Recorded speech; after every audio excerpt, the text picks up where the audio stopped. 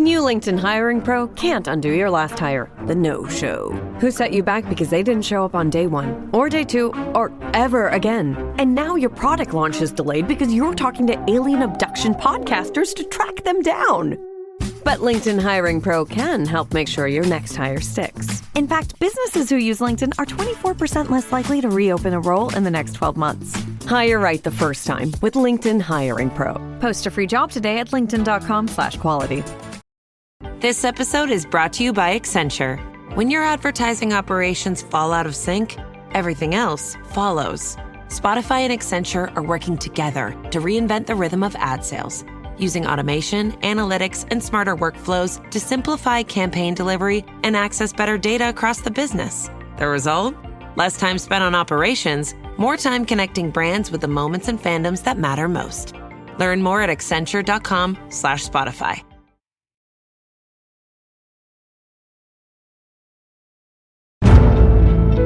Welcome to The Hypnotist, the show that gives you inside access to cutting-edge hypnosis with real clients facing genuine issues. Brought to you by the hypnotherapist demanded by celebrities, CEOs, and even royalty, Adam Cox. These recordings took place live from Adam's clinic in London's world-famous Harley Street. So, get yourself comfortable and enjoy today's episode of The Hypnotist.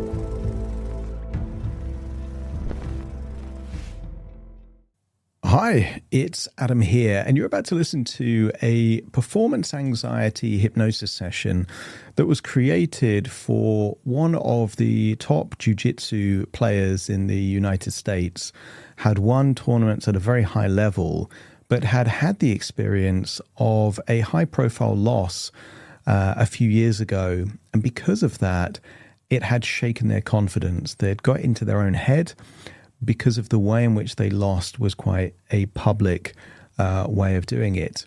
And yet in different areas of their life, they had a very different frame of reference. If they played chess and they lost, they learned from that. They became a better chess player. In the career of sales, if no salesperson has 100% close rate, if they didn't close a sale, they would learn from that and they would become better at sales. It became fairly obvious that the key drive in this individual, they thought it was winning, but actually it was learning and growth. They wanted to become better than they were before. And what this session does is two key things. It disassociates from the trauma and the false meaning that they weren't as good as they thought they were, and gives it a new meaning. And that new meaning is that at that moment in time, they weren't as good as what they thought they were, but they have the capability of getting better. And actually, if the key value of a loss is to shake any complacency or arrogancy and actually unleash a new level of self-reflection and a desire to improve, then actually even a loss can be very valuable. And I remember watching a tennis match with Serena Williams, and then I think it was in Wimbledon, and she'd won the whole tournament. I don't think she dropped a set in the entire tournament. And in the press conference, they're asking her, and they said, what are you going to do to celebrate? What are you going to do now that you've won? And she said these words. She said, she's going to go away and review the footage of every unforced error. So for her, that was a key attribute of her becoming better, is looking at the mistakes that she made and then figuring out how to reduce them. And this is even when she won. If she lost, guaranteed there's going to be an extra level of emotional intensity at extracting the value from areas of improvement. It's impossible for everyone to win everything all the time. That's not going to happen. So it comes down to one of my favorite belief systems, and that is that you either win or you learn. Either you get the outcome that you want, which is great, but if you don't, you get irrefutable evidence of the specific area that you need to improve on, so you become better at the thing that's important to you. I would love to say that every single, and I've done over 3,000 hypnosis sessions, every one was amazing. Okay, a lot of them were, but equally, when I've worked with a client and it hasn't gone to plan, or they come back after the next session and say, I'm still struggling with that, that is actually an opportunity for me to reflect and then become a better hypnotist. And if I had the rule that if I'm never amazing on every session, then I should quit. That would deprive me of becoming a better hypnotherapist. It's feedback, and feedback truly is the breakfast of champions. So if you have that mentality, you don't fear the loss. You just want to extract all the value possible from that loss. This was created for a Jiu-Jitsu competitor. It might be that your thing isn't that. Maybe you play poker.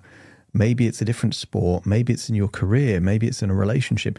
Maybe it's something else. And we just use this as a broad analogy. But if you have a desire to, let's say, not be that bothered by a loss, you can take the loss on the chin, but you can learn from it. You might get some real value from this. And if you do want something a bit more bespoke for you, I would encourage you to either look in the show notes of this episode or visit my website, adamcox.co.uk. And there you will see all different ways of working with me. I've got lots of free resources. But one of the things that you get by being a listener of this show is a discount on any consultation calls. So if you book a consultation call and you use the code podcast, you get that at a preferential rate. And also, if you then work with me, you get the full credit of that consultation call. So it becomes like a free consultation call. If that's of interest, check that out. For now, though, find a quiet, comfortable place where you won't be distracted or disturbed. Relax and enjoy the session.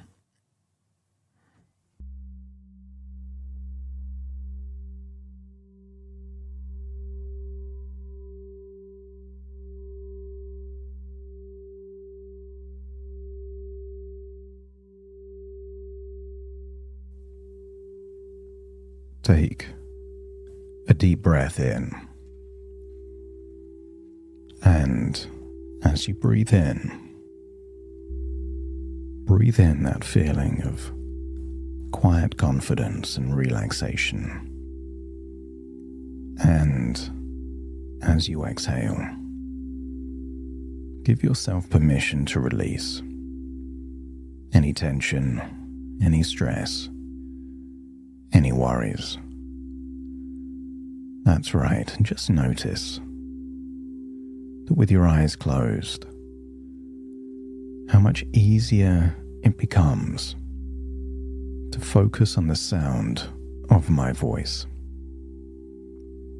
Breathing in relaxation and exhaling any doubts, any fears, any stresses, any worries. That's it. Because for the next few minutes, there's nothing you need to do or force or prove, and no particular way you need to feel.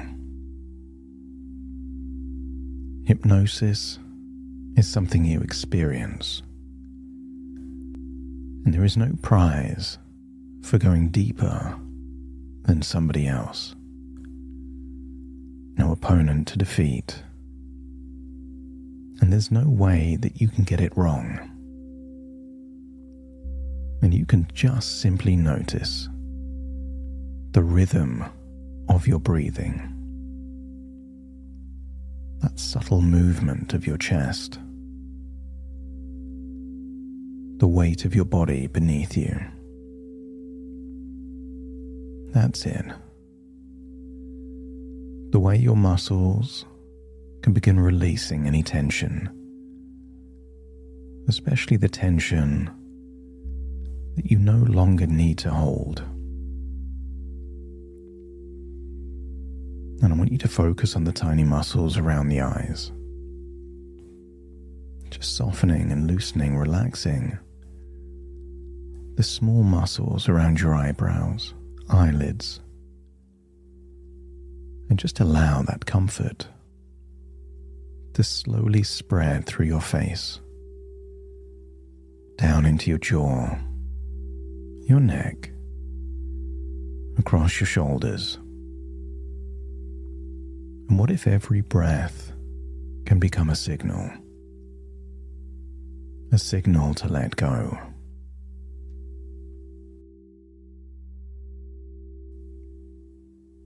You already know how to enter an altered state. And perhaps you know what it's like to become so absorbed in a book or a game of chess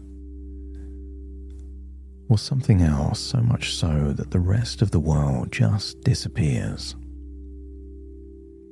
Or so engaged in a conversation or a sales process that the right words just seem to arrive automatically. Or perhaps a time where you were so present on the mat that in that moment, the past and the future just didn't exist.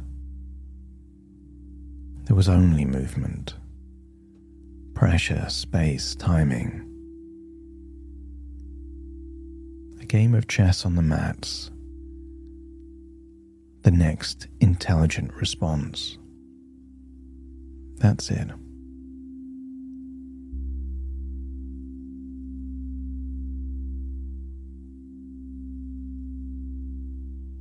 And I want you to tap into a wonderful feeling, that state of complete involvement that is already part of you.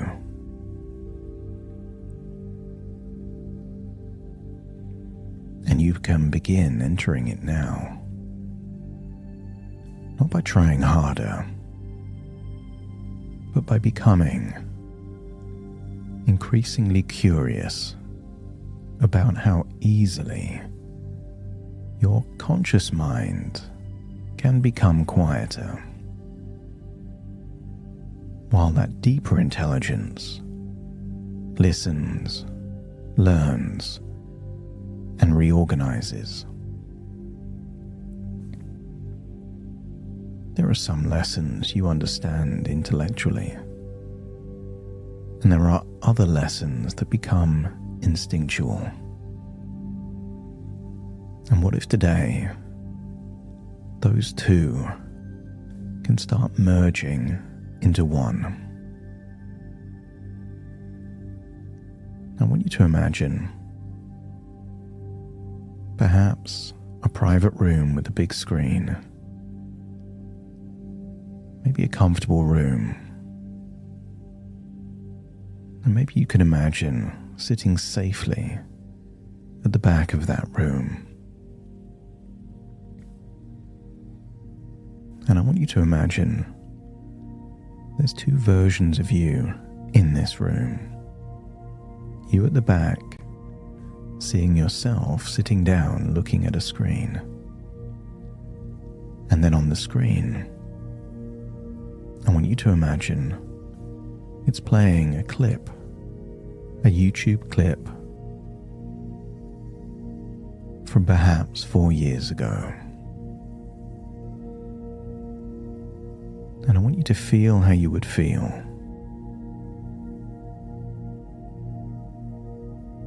if you were getting a sense of observing yourself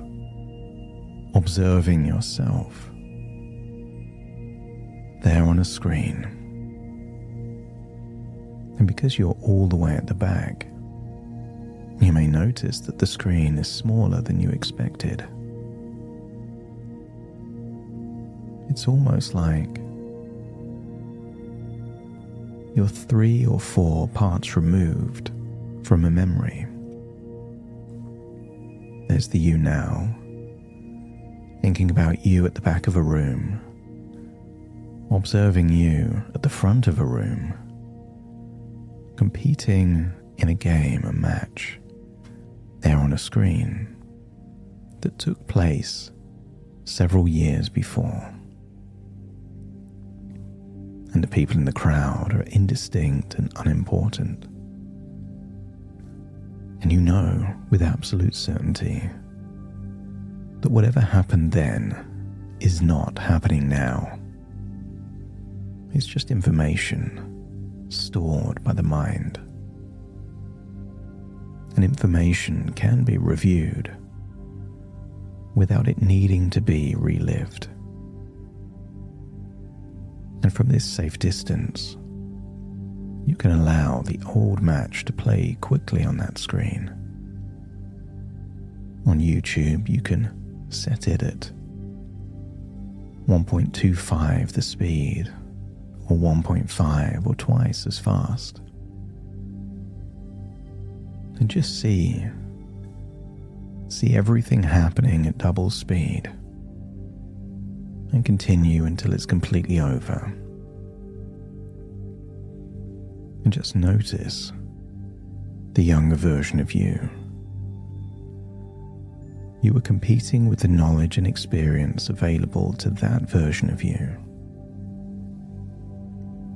And maybe you rewind it and just observe the very moment that a particular move, perhaps a triangle, was escaped from your opponent. The precise moment when something changed internally. But remember, you were observing a version of you that happened in the past. The escape itself was only a technical event. A game of chess. All it was a move and a counter move. That was all. But in the seconds that followed, that move, and perhaps the end of that match, your mind gave that event a much larger meaning. But what if that, even if it was true, just wasn't useful? What can be true in a moment can be entirely false in a different moment. There was a time when you were outside in the rain, and in that moment you could say, "It is raining and I'm getting wet." And while that's true while it's raining, it may not be true the very next day when the sun is shining. And perhaps you believed in that moment when it was true that you were not as good as you thought you were. And maybe because the meaning changed, the state changed, and your body responded to the interpretation. Emotions follow beliefs. If you're not as good as you thought you were, for many people, a sense of self-belief would drop. Many people would interpret that as confidence. And with less confidence and less self-belief, people tend to avoid rather than seek out challenge. But what if that was just a moment, and not the truth about your ability or capabilities, but just a self-fulfilling state created by an accurate conclusion? What was true 4 years ago is probably not true now. And your unconscious mind can understand something important. That it was simply trying to protect you from humiliation, from judgment. You've been seeking approval. And in that moment, you got the opposite. Perhaps doubt could make you prepare more, prevent complacency, soften the shock of any future losses. But doubt is not the most useful of emotions. Many times it's making you fight twice. You're fighting against your opponent and also fighting against yourself. If a strategy wasn't working in chess, you would learn that it doesn't work, and you would let it go. And what if you've now learned that this strategy of doubting yourself can still give you a desire to get better without sapping your confidence? You can retain every useful lesson from wins and losses, while also releasing any judgment, any echoes of humiliation. What it means to not be as good as you thought you were. The event can be true, but just be a part of your history. It doesn't belong here in your present identity.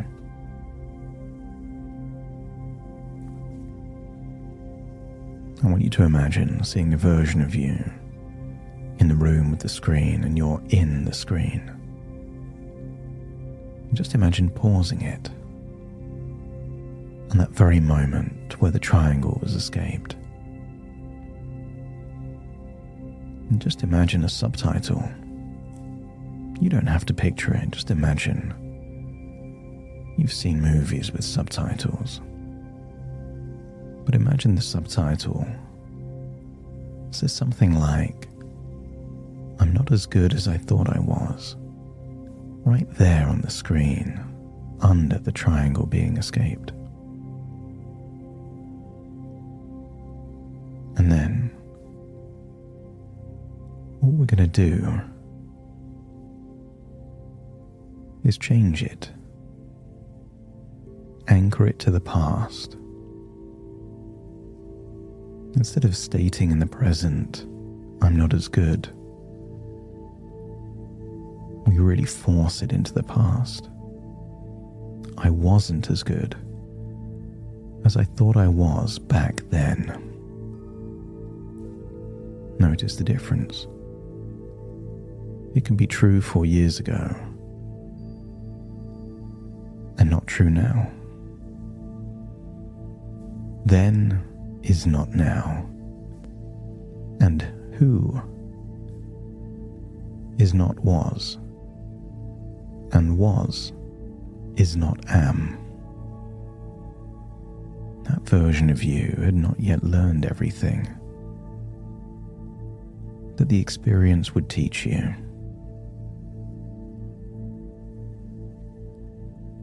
I want you to get a sense that the loss did not reveal that you were an imposter. It simply revealed, it shone a mirror reflecting your current level of capability. And as you look back at that moment on the screen, let's evolve it once more. A deliberately confusing phrase to scramble any disempowering belief. See the triangle and then read the words. I wasn't yet as complete as I was becoming. You don't need to make sense of that. The fact that it's nonsensical. Shifting the past and the future into a cocktail of words is exactly the point. That match did not expose the limit of your potential. It just exposed the limit of one strategy at one point in time. That's not humiliation, that's a data point. Feedback. In hindsight, you could have switched. Triangle to armbar. A transition, a move. What if rather than thinking you've lost, you thought, I could be even more tenacious. Your opponent could have made the evaluation the moment they were in that triangle that it's all over, it's not worth trying. But their evaluation is that this is a challenge, and they became more resourceful. Their strategy can be your strategy. Something unexpected, undesirable, can be the very fuel to unleash the next level of your evolution. You are no longer a competitor whose confidence depends on either winning or the first plan working. You're becoming the competitor who adapts, where plan A can naturally lead to plan B, and plan B can intuitively reveal plan C. And the more an opponent responds, the more information they give you. That's what you do in chess. You can't map out an entire game. The strategy and the plans move, depending on the moves your opponent makes. And therefore you don't need everything to go according to plan. You just allow yourself to adapt. Moves and counter moves. Wins make you feel good. Losses make you smarter. And I wonder if you could imagine a giant chessboard in front of you. And I want you to imagine that your capabilities came from experience, and that experience came from wins and losses. And I want you to see a number that represents your current score. And I want you to estimate how much that score would plummet if you never ever lost at all. And the moment, deep at the intuitive level, you have absolute conviction that your capability at chess has been enhanced, not just by losses, but what you did with them. Let me know by nodding your head. That's it. And if that's true, for chess it's also true in Jiu-Jitsu. The stakes may be higher. There may be a bigger audience, but the structure remains the same. Every loss became tuition, pattern recognition, calculation, emotional discipline.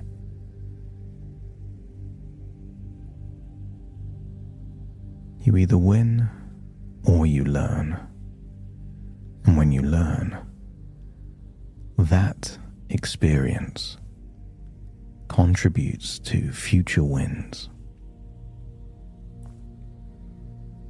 And before we leave this wonderful place of insight, learning, and changes to beliefs, I want you to allow yourself to remember a time when you felt powerful and resourceful. Maybe it was jiu-jitsu or chess or sales or something else. A moment when you trusted yourself completely. A moment when you were focused, responsive, and fully engaged. Observe that version of you and then step into it. Feel how you felt back then. Confident, full of self-belief, present. And I want you to imagine starting to teleport this version of you into key moments in your future, challenging situations, things where there's jeopardy and risk, where there's no guarantee things will go as you want. And I want you to see the future version of you with those qualities. The confidence of someone that believes that they either win or they learn. Not the confidence of someone who arrogantly believes they cannot lose, but the confidence of someone who knows that they can respond.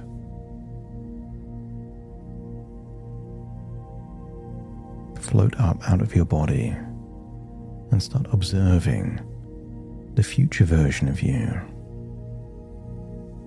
no longer attached to the need to win. You can want to win without feeling that your self-worth or identity is somehow attached to winning. There is a looseness, a freedom, a playfulness in that future version of you. The version of you that does not fear a loss. A version of you that wants to be your best. And being your best means you prepare well, but also means that when you lose, you learn, and you will unleash a whole new level of learning that perhaps you never quite had the opportunity to tap into before. I want you to imagine going full circle, seeing yourself where you are right now, and start to take all of those changes with you. A belief that you can always get better, but you don't need to be better to be worthwhile. You can simply desire to be better, because learning and growing and evolving feels like fun. Step back into your body now as you take a deep breath in through your nose and out through your nose. Wiggle your fingers and wiggle your toes, as very soon I count from 1 to 10 to awaken you. You will awaken with a new perspective, a new level of freedom, a sense of excitement, and a desire to test your capabilities, to improve them, without fear of the judgment of any one loss. Starting to count to awaken you. 1, 2, 3, waking up.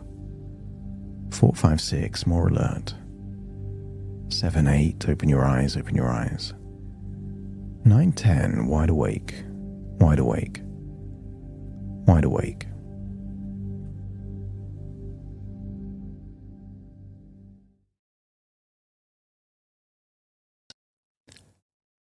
Thank you so much for joining me on today's episode of The Hypnotist. If you've enjoyed this episode or got some value from it, please give it a 5-star rating and review. And maybe you know someone that would also benefit from this particular episode, in which case share the episode with them so they can also get the benefit too. And if you would like to listen to this episode where it's just the hypnosis, so no intro, no outro, no explanation, just the hypnosis and completely ad-free, there will be a link in the description where you can subscribe at a very low cost and only get access to the hypnosis. So if that's of interest, please check that out. Thank you again for being a regular listener of The Hypnotist, and I'll see you again soon for more.